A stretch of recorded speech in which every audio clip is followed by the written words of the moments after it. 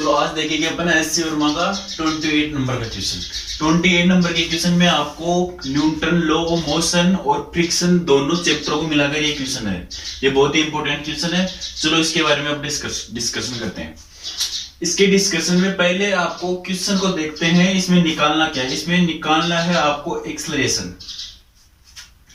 बड़े वाले ब्लॉक का एक्सेलरेशन आपको निकालना है। मतलब ये वाला ब्लॉक पहले तो ये देखो कौन सी साइड में ये एक्सेलरेट होगा, इसको किस साइड में फोर्स लग रहा है। अब देखो ये इस साइड में एक्सेलरेट नहीं हो सकता, इधर की नेट फोर्स, इधर कोई फोर्स नहीं लग रहा, ये इस साइड में एक्सेलरेशन होगा।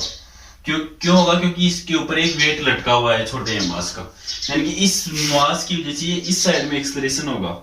तो अब देखते हैं, माना कि इसका एक्सेलरेशन मान लिया आपने ए मान लिया, ये ए एक्सेलरेशन से इस साइड में जाएगा।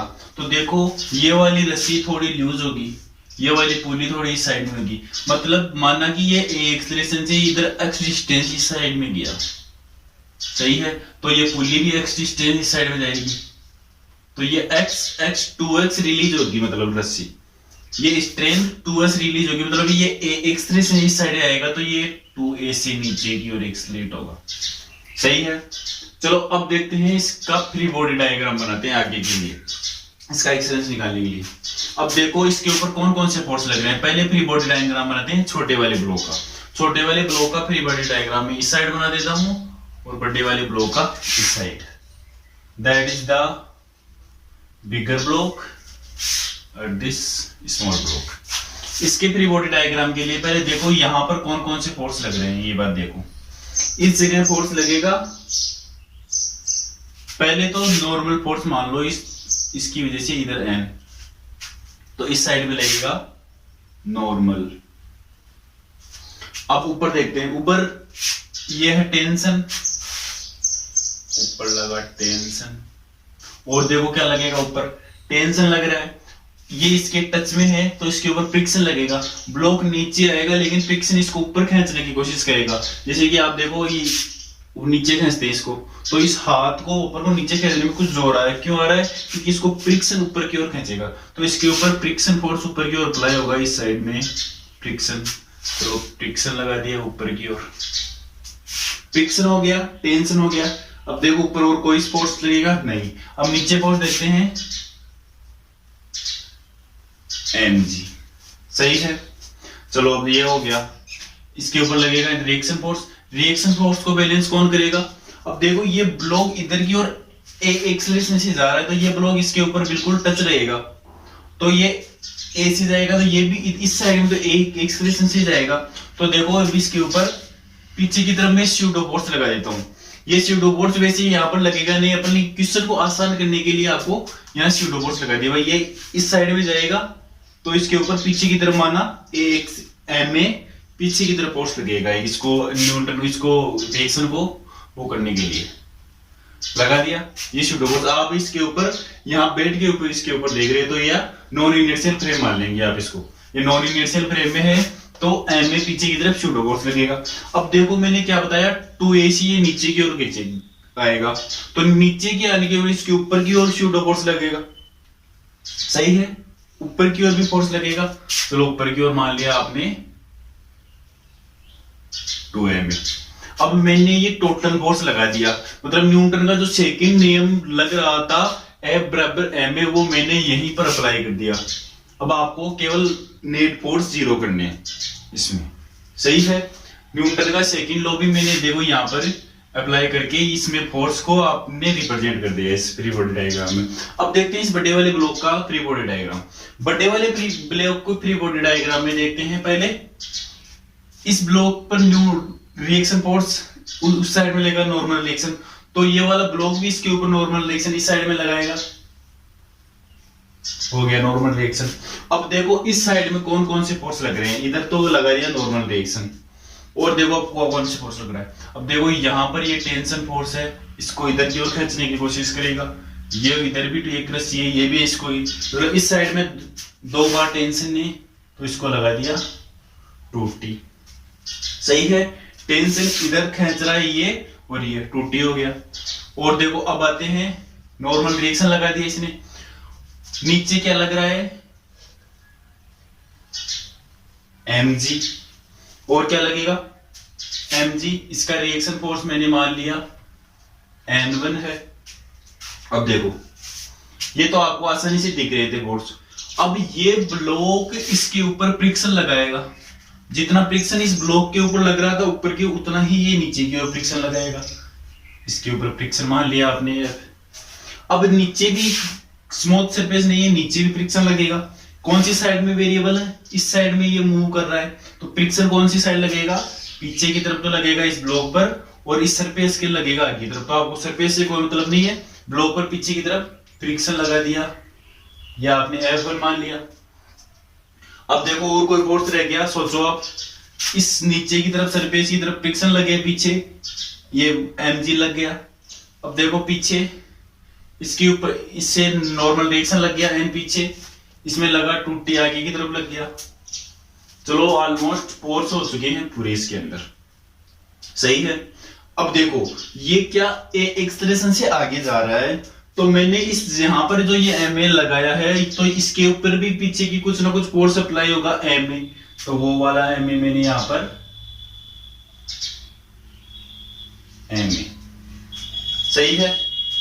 चलो देखो n F1 ma तो इस साइड में लगेंगे, तो टी साइड में नॉर्मल रिएक्शन ऊपर mg नीचे। यहाँ पर ये भी फ्रिक्शन है, ये भी टेंशन है, जो टेंशन किस साइड में लग रहा है, इस पुल्ली पे नीचे, मतलब इस ब्लॉक को नीचे भी खींचने की कोशिश कर रहा है। इस वाले ब्लॉक पर डायरेक्ट ये टेंशन नीचे को लग गया, तो यहाँ पर एक टेंशन फोर्स और आ गया, सही है। That is the full force on M body and this is M body. मतलब मैंने न्यूटन का सेकंड लॉ यहाँ पर अप्लाई कर चुका हूँ मैं इसको नॉन इनर्शियल फ्रेम में मान लेता हूँ। नॉन इनर्शियल फ्रेम में जो स्यूडो फोर्स लगता है वो मैं यहाँ पर लगा देता हूँ। इसके बाद में आपको न्यूटन का सेकंड लॉ अप्लाई नहीं करना। अगर आप चाहो तो ये एम ए और स्मॉल एम ए ये आप नहीं लगाना, और net force equal to M A करके वैसे भी कर लेना, लेकिन ये एक बहुत आसान तरीका है। चलो अब बनाता हूँ मैं इक्वेशन। नेट फोर्स 0 है, तो देखो पहले इस ब्लॉक के लिए लेता हूँ ऊपर की ओर और नीचे के दोनों फोर्स को मैं इक्विलिब्रियम में कर देता हूँ, सही है। ऊपर क्या है N1 इक्वल टू नीचे फ्रिक्शन टेंशन mg। अब देखो इस साइड में जो फोर्स है उनको मैं बराबर कर देता हूं, 2t इक्वल टू इस साइड में F1 n ma। अब चलो इसके ऊपर आता हूं मैं, equation number first, equation number second, इसके ऊपर आते हैं।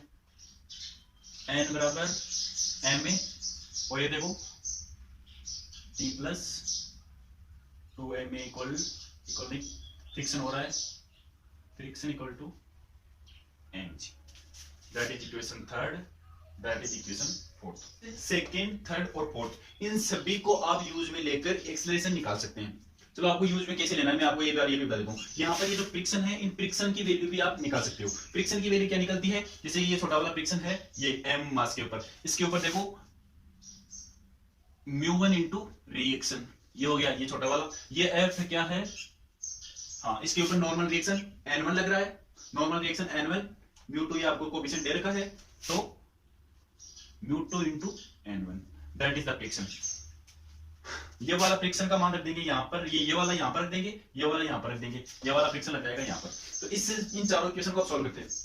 पहले आसान तरीका देखते हैं सॉल्व करने का, वो क्या है आपके पास ये। चलो इनको सॉल्व करने के लिए देखते हैं इस वाले इक्वेशन में ये जो टेंशन है, ये वाला टेंशन आप यहाँ पर रिप्लेस कर देंगे, ये वाला टेंशन यहाँ पर रिप्लेस करेंगे, ये वाला फ्रिक्शन यहाँ पर रिप्लेस करेंगे। चलो मैं इसको डायरेक्ट आपको यहाँ पर रिप्लेस कर रहा हूँ, तो देखो यहाँ पर 2 से मल्टीप्लाई कर देंगे, उसमें से 2gma फ्रिक्शन उस साइड के नेगेटिव आया, माइनस μ1 इंटू n, सही है। तो आएगा ये वो नेगेटिव क्या 2 इंटू 2 माइनस 4ma, सही है।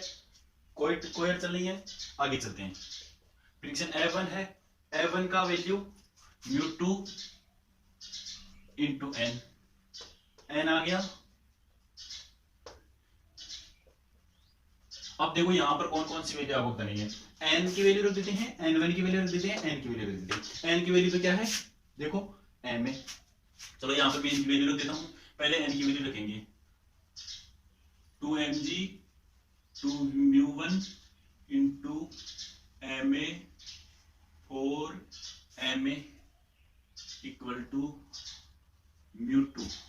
n1 की देखो यहां पर n1 की वैल्यू है ये वाली, सही है। तो इसकी वैल्यू रख देते हैं। और ये वाला टेंशन टी है, ये मैंने ये वैल्यू इसमें रख देंगे। तो इस एफ और टी दोनों की वैल्यू रखकर एन की वैल्यू रखेंगे आप यहाँ पर। चलो मैं अभी यहाँ पर रख देता हूँ एक बार एन की वैल्यू। तो फ्रिक्शन एफ की क्या है, म्यू1 एन, म्यू1 एन, एन क्या है एम ए है, तो इसकी वैल्यू रखी करेंगे म्यू1 into M A plus F हो गया, टेंशन है टी, तो टी की वैल्यू क्या है ये वाली है, ये वाली रखेंगे। सेम टू सेम ये वाली रख देते हैं, इसमें से 2 उठाकर ये वाली पूरी वैल्यू यहाँ पर लगा देंगे। एम जी माइनस म्यू1 M A minus 2 M A, सही है। ये हो गया n1 की वैल्यू, f और t की वैल्यू लगाकर n1 की लगा दी।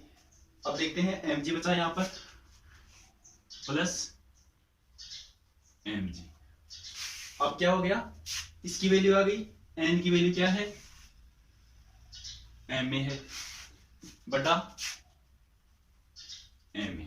अब ये इक्वेशन आ गई। अब इस इक्वेशन में देखो ये म्यू सबसे मल्टीप्लाई होगा अंदर की तरफ, तो अब देखते हैं ये मल्टीप्लाई हो जाएगा अंदर की तरफ, ये वाली टर्म सेम हो गई, ये हट गई। अब आपको एक्सेलरेशन निकालना है, तो ये टर्म किसी एक्सेलरेशन ए के अलावा और ऐसी कोई राशि आपके पास है जो आपको ज्ञात नहीं हो। लेते हैं एक्सेलरेशन ए, म्यू1 आपको पता है, एम पता है, म्यू2 आपको पता है, सही है। तो अब ए वाली टर्म को एक साइड ले आएंगे और जी वाली टर्म को एक साइड ले जाएंगे, सही है। ए वाली टर्म को एक साइड लेंगे तो क्या आया, उस साइड आएगा तो -5 ma, सही है। बटा वाला m आएगा -ma, सही है।